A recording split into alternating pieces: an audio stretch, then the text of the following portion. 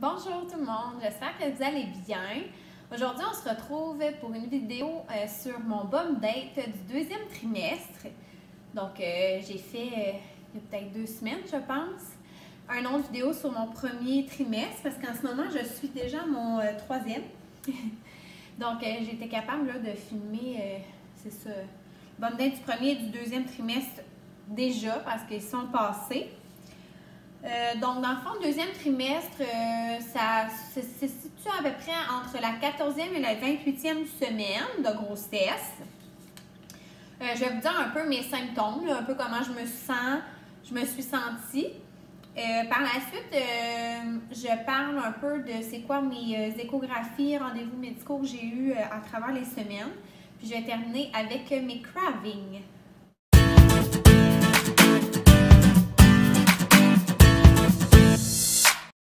Donc, à partir de la 14e semaine, on dit que, c'est le deuxième trimestre, là, mais on dit que c'est la lune de miel de la grossesse. Actuellement, exemple, moi j'avais beaucoup de nausées, puis je me sentais pas très bien. Tu sais, tous les mots désagréables qu'on a quand on est dans notre premier trimestre s'estompent habituellement à partir du deuxième trimestre. Mais là, j'avais comme su qu'il y avait à peu près comme 1 personne sur 5 que malheureusement pour elle, ça se poursuit jusqu'à la fin de leur grossesse. Puis là, j'espérais tellement que ça ne soit pas mon cas. J'espérais vraiment, là, comme je vous dis, j'avais trouvé vraiment ça difficile le premier trimestre, assez que je me sentais comme coupable de me sentir comme ça parce que vous avez vu mon histoire de grossesse, là, mais dans le fond, moi, ça m'a pris plus de 2 ans à tomber enceinte. Puis, ça m'avait fait quand même beaucoup de peine là, que ça ne marche pas aussi rapidement que j'aurais souhaité. Donc, on dirait que c'est comme si je me sentais mal de ne pas être contente d'être enceinte, de ne pas être tous les jours super rayonnante puis d'apprécier à 100% d'être enceinte. Sincèrement, je me suis un petit peu sentie coupable de ça, mais en même temps, c'est pas nous qui choisissons comment on se sent. Puis comment on va bien aller ou mal aller là, enceinte, mais en tout cas. J'espérais vraiment que ça puisse passer. Puis honnêtement, là, vraiment, là, j'étais tellement contente parce que c'est comme du jour au lendemain, boum, j'avais plus rien, pas de mal de sein, j'avais plus de nausées, j'étais plus fatiguée vraiment. Donc, sincèrement, j'étais tellement contente de ça. Dans le fond, j'étais tellement en forme. J'étais plus fatiguée, j'avais vraiment beaucoup d'énergie, là, tu sais, là, j'aurais pu retourner travailler n'importe quand. C'était juste comme, j'ai l'impression que je ne suis pas enceinte, tu sais, ça paraît pas tant au niveau du ventre, puis j'avais aucun mauvais symptôme, que j'étais là, j'étais vraiment soulagée. Donc, sincèrement, là, moi, ça m'a duré jusqu'à 25 semaines de grossesse. Fait que, tu sais, quand même, 11 semaines de pur bonheur, je pourrais vous dire. C'est ça, tu sais, j'ai peut-être eu, mettons, 2 ou 3 fois là, des petites mini-nausées par rapport, là, c'était là, mais tu sais, ça durait pas toute la journée, puis je sais pas, là, comment c'était, pourquoi, là, c'était passager. Comme si vous ne le savez pas, je suis arrêtée, donc je ne travaille pas enceinte. Donc, tu sais, c'est super génial, là, tu sais, moi, 14e semaine, là, ça devait être à peu près mi-octobre. Donc, tu sais, après ça, tu sais, moi, c'est ma fête, c'est en novembre. Après ça, tu sais, j'ai la fête à mon père également. Tu sais, il y avait le Black Friday. Après ça, le préparatif de Noël. Tu sais, moi, c'est comme le plus beau mois de l'année, le mois de décembre. Là. Fait que, tu sais, j'étais occupée. En plus d'être en forme, je descendais, genre, voir ma meilleure amie qui est en congé de maternité. J'allais voir mes parents qui habitent quand même loin. Donc, tu sais, je me tenais super occupée. Je m'entraînais, là, je recommençais à m'entraîner 4 à 5 fois semaine. Donc, comme je vous dis, si je reviens à ma 14e semaine, il n'y avait rien de spécial. À ma semaine 15, j'ai été retournée faire des prises de sang au CLSC, de la routine 1, puis les 2e tests de la trisomie. Tu sais, j'avais dit au premier trimestre que tout était correct au niveau de la trisomie, mais dans le fond, je me souvenais plus que c'est vrai qu'il y avait 2 prises de sang différentes. Donc, cette semaine-là, j'ai fait la 2e prise de sang de la trisomie. Quasiment aucune chance que j'ai un bébé trisomique. Donc, on était très soulagés, contents de ça. 16e, rien de spécial. À la 17e semaine, comme je vous ai un petit peu expliqué, j'ai plus de suivi parce que je suis suivie en grossesse à risque à cause de mes problèmes de cœur et à cause de mon décollement de la rétine. En tout cas, vous irez voir Bum Date du premier trimestre si jamais ça vous dit rien. Donc, c'est normal là, que vous allez voir, j'ai plus de suivis médicaux. Puis, dans le fond, je vois un médecin de famille pour que je garde ma place et tout. Puis, je vois aussi un médecin de l'hôpital de grossesse à risque. Donc, j'alterne. Donc, c'est normal que j'ai plus de suivi. Donc, à la semaine 17, donc, on était rendu début novembre. J'avais été voir ma session au médecin de famille. Tout était beau. Ouais, 20e semaine de grossesse, ben là, c'est synonyme souvent de l'échographie morphologique. Et on sait le sexe de notre bébé, si on veut, évidemment. Donc, comme je disais, moi, la clarté nucléaire, on n'a pas demandé le sexe. On voulait absolument que ça soit 100% sûr. De toute façon, nous, on ne voulait pas se le faire dire comme ça à l'hôpital. Donc, on voulait se le faire écrire sur un papier, donc que ça soit secret. Donc, à l'échographie, cette échographie-là, ça a vraiment été ma préférée. On avait comme une stagiaire avec nous qui faisait, c'est ça, l'échographie. Donc, ça a fait que ça a été long, mais en même temps, tu sais, vu qu'elle n'était pas sûre, on a vu tellement plein de choses, puis ça a vraiment été une longue échographie, mais tu sais, on a tellement pu voir partout là, sur notre bébé, puis on le voyait bouger, puis on était bien émus, puis souvent on disait « Ok, fermez les yeux », parce que là, sinon ça pouvait donner des indices sur le sexe et tout. Donc, c'est ça. Et juste après, ça c'était le matin, et puis l'après-midi, j'avais une autre échographie cardiaque. Comme je dis, j'ai problème de cœur, donc il fallait que mon bébé soit un peu plus suivi au niveau cardiaque. Donc, mon bébé, moi, en fait, là. En fait, en soi, c'est la même affaire qu'une échographie ordinaire. Souvent, c'est dans un autre bloc, là, mais ils vont passer, mettons, au lieu de passer 45 minutes d'échographie sur tout ton bébé, bien, ils vont passer ce temps-là juste sur le cœur pour être sûr que tout était beau. Puis dans le fond, là, j'ai été vraiment rassurée. Tout est super normal. Puis dans le fond, le docteur m'a comme un peu expliqué que moi, ce que j'ai eu, c'était une CIA pour verbaliser plus facilement. C'est comme j'avais comme un trou dans le cœur, puis tu sais, on a comme des valves au niveau du cœur, puis il y a comme une porte qui ferme. Puis moi, c'est comme j'avais pas de porte. Donc, c'est pour ça que ça avait causé un trou, là. Donc, ils ont allé fermer ça. Mais moi, c'est zéro génétique, là, tu sais. En fait, les chances que mon bébé ait ça, c'est en bas de 5%.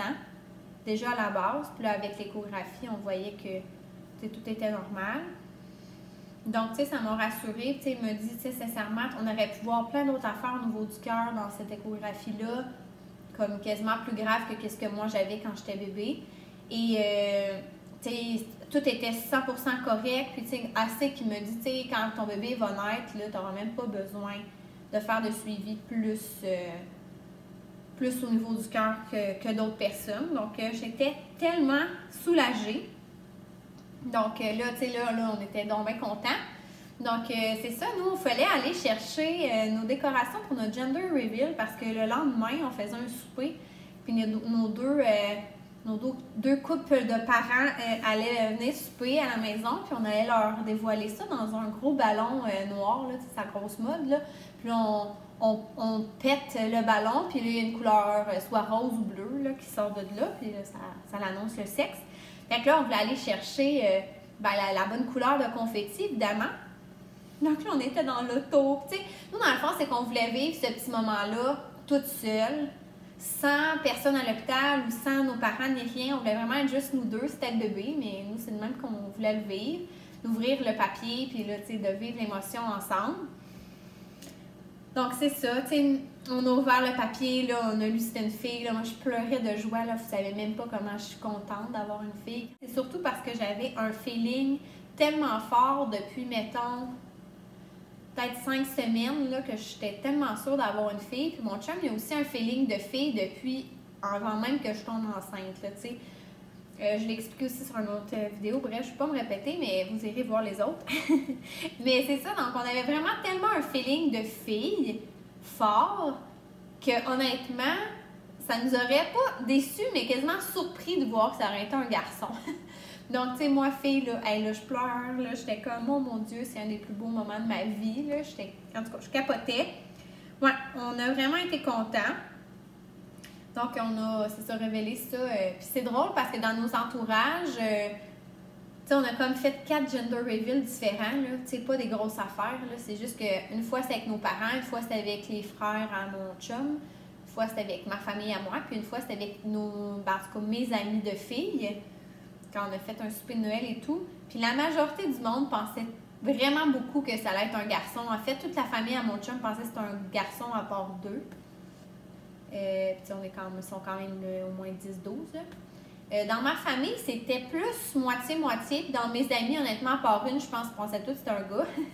Donc, mais ils me souhaitaient une fille, mais on dirait qu'ils pensaient pas que ça allait être une fille. Donc, des fois, ça nous a même fait douter. Mon Dieu, tout le monde pense que c'est un gars, tu sais, on s'est peut-être trompé, mais non. C'est vraiment une petite fille. Donc, c'est ça. Donc, à la 21e semaine, j'ai eu un rendez-vous avec un ophtalmologiste. Pas lui que j'ai d'habitude. Donc, ça, c'est par rapport à mon décollement de la rétine. Comme je vous dis, j'ai plus de suivi. J'ai eu un décollement de la rétine, ça fait quand même longtemps, là, mais je pense que c'est en 2014. Dans le fond, moi, mon médecin en grossesse à risque, elle voulait s'assurer, en fait, que j'avais le droit d'accoucher de façon naturelle, donc vaginale. Parce que des fois, on va forcer du visage beaucoup quand on accouche et qu'on a des contractions ou qu'on fait la poussée et tout ça. Puis, ça aurait pu avoir, en fait, tu sais, pour pas que ça redécolle et tout. Alors, elle voulait que je demande, c'est ça, l'opinion de mon docteur. Finalement, moi, il m'avait répondu que c'était qu'il n'y avait pas vraiment de risque associé à ça, donc c'était pas obligé d'avoir une césarienne. J'aurais fait avec, là, mais c'est ça. Je suis bien contente de pouvoir accoucher de façon naturelle. Par la suite, la 22e semaine, c'est ça, j'ai eu un écho supplémentaire. Pourquoi? Encore là, parce que là, tu sais, bref, à date, mes affaires s'arrangeaient quand même pour, tu sais, ça tournait bien, là, en ma faveur, tu sais, au niveau du cœur, au niveau des yeux, tout était beau. Mais c'est ça, c'est que dans le fond, moi, quand j'ai fait mes prises de sang au début, j'ai dit que j'ai des prises de sang à faire pour le travail et tout ça, mais il y avait comme un test qui sortait équivoque. Puis quand c'est équivoque, c'est comme un faux positif. Puis en tout cas, c'est comme un test qui est erroné. Puis je l'ai comme fait 3 fois à différents temps de ma grossesse. Puis ça sortait toujours comme ça. Puis c'est comme pas normal, si on peut dire. Puis dans le fond, il fallait que je voie un infectiologue. Une autre semaine plus tard. Mais ouais. Puis, mais en attendant que je puisse voir l'infectiologue, dans le fond, c'est que si jamais c'était positif et que c'était pas un faux positif, donc c'était vraiment positif, il y aurait peut-être eu des risques que mon bébé ait l'anémie. Dans le fond, on faisait un suivi au niveau de ça. Fait que là, j'ai fait une autre échographie au niveau de la tête.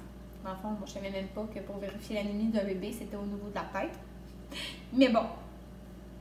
Mais j'ai vraiment été choyée parce que la fille, elle m'a fait, en plus d'être au niveau de la tête, elle m'a repassé un peu partout. Puis là, j'ai connu une petite écho-surprise de tout. Fait que, tu sais, moi, je vois mon bébé souvent. Je suis vraiment chanceuse pour ça, mais en même temps, je suis vraiment chanceuse de ne pas travailler aussi parce que au nombre de rendez-vous que j'ai, sincèrement, j'aurais vraiment manqué de journées de congé, là, tu sais, de maladie et tout, là. J'ai vu aussi mon médecin de famille. J'avais dans cette semaine-là, tout était correct aussi. Après ça, c'était les semaines de Noël. Les 2 semaines de Noël. Par la suite, la semaine 25, comme je vous dis, là, je suis tombée malade, comme un rhume, là. C'était pas la grosse affaire, mais un rhume.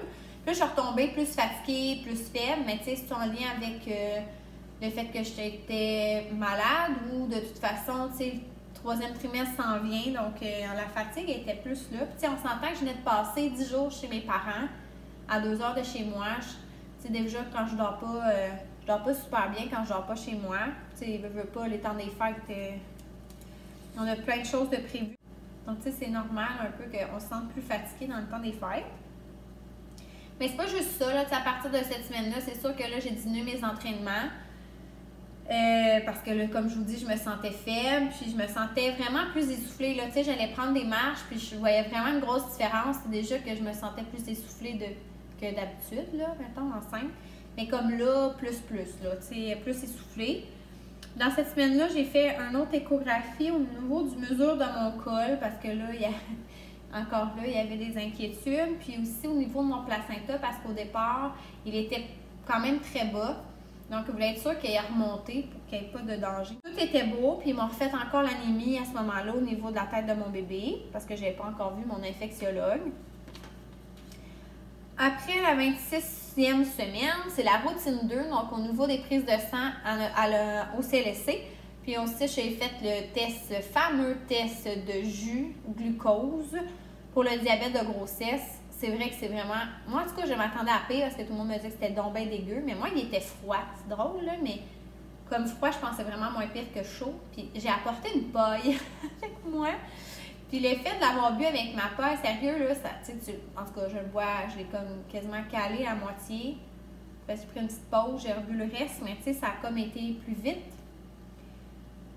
Mais tu sais, c'est sûr que le reste de la journée, j'ai eu mal au cœur, tu sais, j'allais pas bien, là, je me sentais pas bien. Puis en plus de ça, dans l'après-midi, j'avais mon vaccin contre la coqueluche pour en fait immuniser mon bébé dans les 2 premiers mois de vie.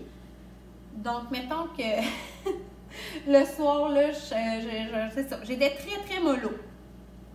Dans cette semaine-là, j'ai vu finalement mon infectiologue, puis finalement, on a vraiment pu confirmer que c'était 3 faux positifs. Dans le fond, que j'avais jamais eu cette maladie-là, mais que c'était comme... En tout cas, je sais pas comment expliquer, mais tu sais, mettons, pour être négatif, tu es dans le moins, là, puis être positif, il faut que tu sois en haut, mettons, je dis n'importe quoi, mais il me semble que c'est 1,1. Et moi, j'étais comme entre les deux, mais... Tu sais, éventuellement, tu peux pas être toujours entre les deux. C'est soit tu l'as eu ou tu l'as pas eu. Puis, tu sais, en tout cas, bref. Fait que moi, c'était comme un faux positif. Puis ça leur fait ça souvent. Puis là, avec d'autres données, ils ont comme vu que finalement, là, j'avais jamais eu la maladie. Tu sais, elle me disait, ça se pourrait même que quand tu as ton 2e bébé, on fasse ça. Puis ça retombe encore équivoque. Puis, tu sais, à ce moment-là, on n'aura pas besoin de faire tous les tests. On va savoir que c'est normal. Ben, pour ma personne à moi, c'est normal.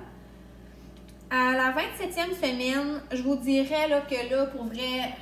comme la lune de miel finie, là, tu sais, dans le sens que je me suis mis à faire beaucoup d'insomnie.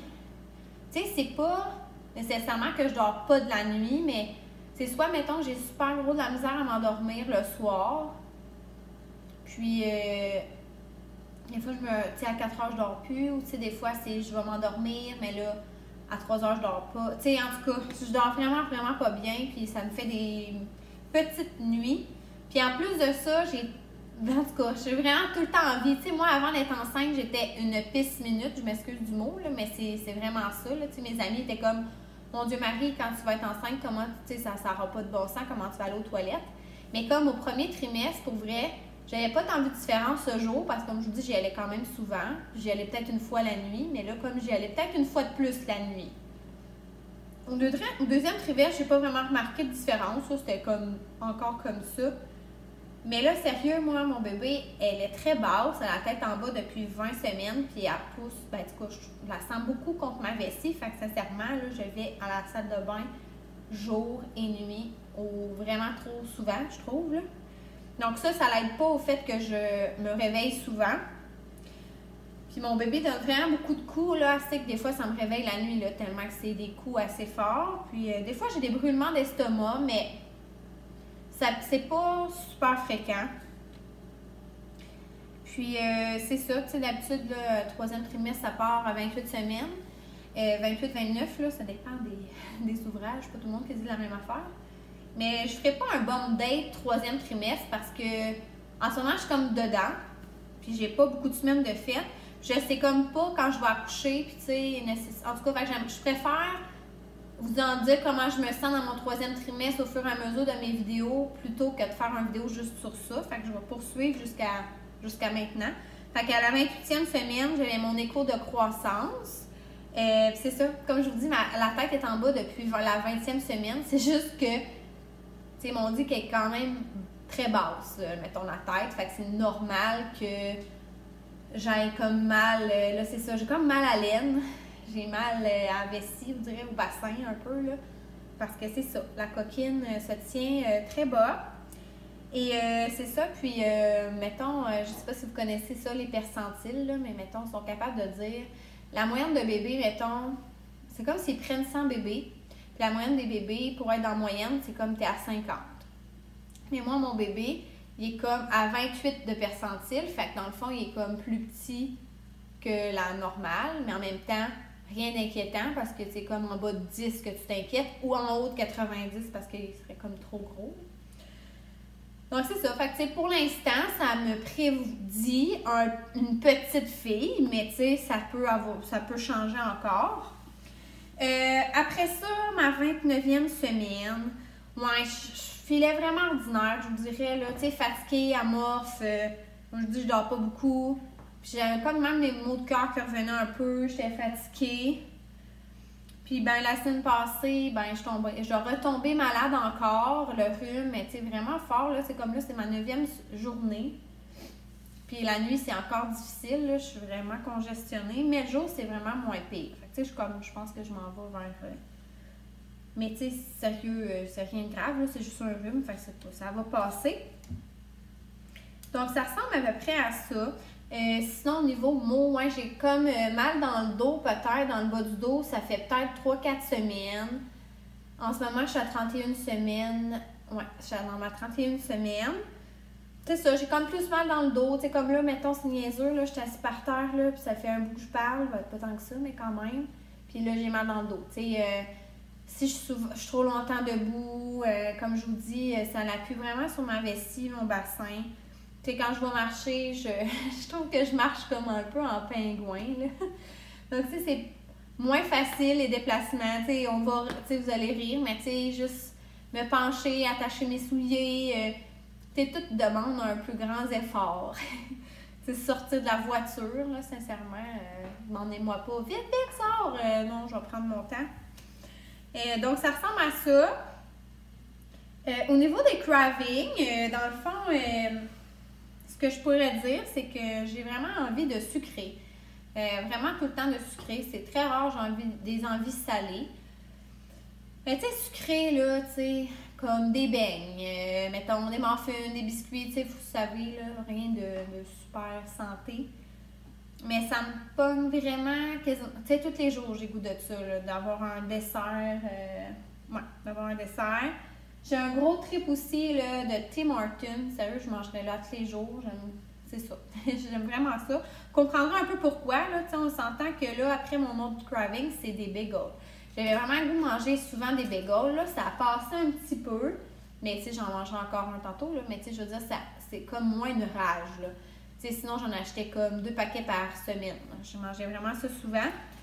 Donc, tu sais, vous comprendrez que le Tim Hortons, ben là, j'arrêtais souvent de prendre un Tim matin sur bagel, puis tu sais, ça sur le côté, ben je vais me prendre sur un muffin ou un beigne. Fait que vous comprendrez que le Tim Hortons n'aide pas dans mes cravings, là, ouais. Sinon, par exemple, j'ai aussi souvent le goût de smoothie, tu sais, de quoi de frais à boire, avec des vrais fruits dedans. Ça, j'ai comme vraiment le goût. Je prends souvent les smoothies vives, puis je vais rajouter des fois des fruits que j'ai à la maison.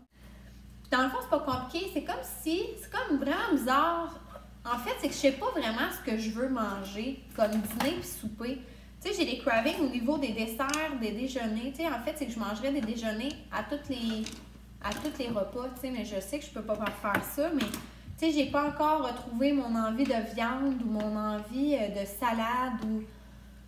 Donc, tu sais, ça vient des fois quand même pas si évident que ça, là, de me dire, ouais, je vais manger super santé, comme pas grand-chose qui me tente. Puis, sincèrement, je suis une fille super organisée. Puis, d'habitude, là, je fais ma liste d'épicerie le dimanche, puis je sais tous les jours ce que je vais manger. Là, puis, tu sais, je m'en tiens à ça, mais depuis que je suis enceinte, c'est comme à tous les jours, je me lève, puis j'ai aucune idée de ce que j'ai goût de manger le midi. Puis là, ben, comme on est rendu à 3h30, puis je sais pas ce que j'ai goût de manger ce soir, tu sais. Donc, c'est comme bizarre. Moi, j'aurais pensé qu'enceinte, j'aurais des cravings. Je sais que je veux manger ça à soir, mais c'est comme le contraire. Je sais jamais c'est quoi j'ai goût de manger. Donc, c'est comme... en fait, j'ai quand même encore le goût de pâtes, que c'était un de mes gros cravings au premier trimestre, mais sincèrement, ça a diminué. Là, tu sais, j'en mangeais quand même, mais ça a passé un peu. Puis, un nouveau craving que ça fait peut-être un mois, là, c'est des céréales. J'ai vraiment tout le temps le goût de manger ça. Encore là, c'est un déjeuner. Je mangerai toujours des déjeuners. Donc, ça ressemble un peu à ça pour mes cravings. Puis, au niveau de la prise de poids, je l'avais dit au premier trimestre que après 13 semaines de fait, j'avais pris 13 livres. Puis là, mettons, à ma 27e semaine, donc à la fin de mon deuxième trimestre, mettons, j'avais pris 26 livres. Puis en ce moment, je suis à ma 31e semaine et j'ai pris 31 livres. Donc, tu sais, vous comprendrez que je prends à peu près 1 livre par semaine. Sans dire qu'à toutes les semaines, je monte d'1 livre. Là, ça a peut-être été plus vite certaines semaines, puis des semaines que j'en prenais pas, là. Mais en gros, ça ressemble vraiment à ça. Donc, si je me rends à 40 semaines, j'imagine que peut-être que je vais avoir pris 40 livres. Ce que je trouve quand même pas si mal. Je sais qu'on m'avait dit que ce serait préférable entre 25 et 35. Mais comme je vous disais aussi dans l'autre vidéo, en fait, moi, avant de tomber enceinte, je faisais vraiment beaucoup attention à ce que je mangeais. Puis j'étais dans une période de ma vie que j'étais quasiment la plus petite, là, à part le secondaire. Donc, juste le fait, quand j'ai su que j'étais enceinte, de arrêter de faire autant attention, de juste remanger normalement. Puis là, comme je vous dis que je mange plus de pain et tout ça, donc c'est normal que j'aille pris du poids, là. Mais c'est ça, je pense, sérieux, c'est pas quelque chose qui me dérange tant que ça. C'est sûr que là, je sais qu'il va falloir que je reperde ce poids-là après. Mais sincèrement, je me trouve pas grosse, je sais pas comment expliquer, Moi, dans le fond, quand je prends du poids, je prends gros du poids, mettons, au niveau des cuisses, des fesses, hanches, tout ça. Mais je prends pas de bras, je prends pas de mollets. Même le visage, je trouve pas que j'ai une grosse face ronde. C'est sûr que j'ai peut-être pris un peu de poids au niveau du visage. Mais pas de là être super enflée de partout et tout. Puis, les gens me le disent souvent, à moins que j'ai vraiment juste des gens gentils autour de moi. Puis j'avoue que, ça se dirait mal de dire « Baba était rendue bien grosse. » Mais, exemple, hier, j'ai été à un événement, puis ça faisait juste 2 fois que je voyais ces personnes-là. Puis la dernière fois qu'ils m'avaient vue, c'était comme peut-être à 18 semaines de grossesse, Première affaire en bas, j'en ai hâte dehors ta bédaine, nanana, j'enlève mon manteau. Puis c'était comme, mon Dieu, t'as pas une grosse bédaine, tout ça. Puis il me disait qu'à 18 semaines, ça paraissait même pas que j'étais enceinte. Ça a comme été long, moi, avant que ça apparaisse, honnêtement. Ça a comme popé un moment donné, là, vers début janvier, je vous dirais, là, mettons, vers le jour de l'an. Puis c'est ça, c'est sûr que là, après aussi, ça a repopé un peu. Les gens me disent que, pour 31 semaines, je suis vraiment petite. Donc, je sais pas si c'est pour être gentille ou si c'est vrai. Mais bon, je prends le compliment. Mais c'est ça, je pense que pour vrai, là, il n'y a pas rien d'alarmant et tout. Puis, sincèrement, comme je disais, moi, je faisais super attention à ce que je mangeais avant. Je sais que je vais vraiment faire attention après quand je vais accoucher. Donc, pendant ma grossesse, sans dire que je m'empiffre de tout. Mais sincèrement, j'ai comme laissé aller au niveau de... Je voulais pas compter mes calories, je voulais comme justement profiter un peu de ce moment-là pour justement pas faire attention dans le sens de pas regarder à tous les jours ce que je mange puis compter mes calories ou ça c'est bon, c'est pas bon. Je voulais pas me casser la tête, je voulais profiter du moment parce que je sais qu'après l'accouchement, je vais m'y remettre. Donc c'est ça, fait que je trouve que ça aurait même pu être pire que ça compte tenu du fait que là, je fais vraiment pas attention à ce que je mange. Je mange que ce que j'ai envie, mais quoi que j'ai pas tout le temps... Comme je vous ai dit, des fois, je sais pas ce que j'ai goût de manger. Ça vient un peu sur le coup.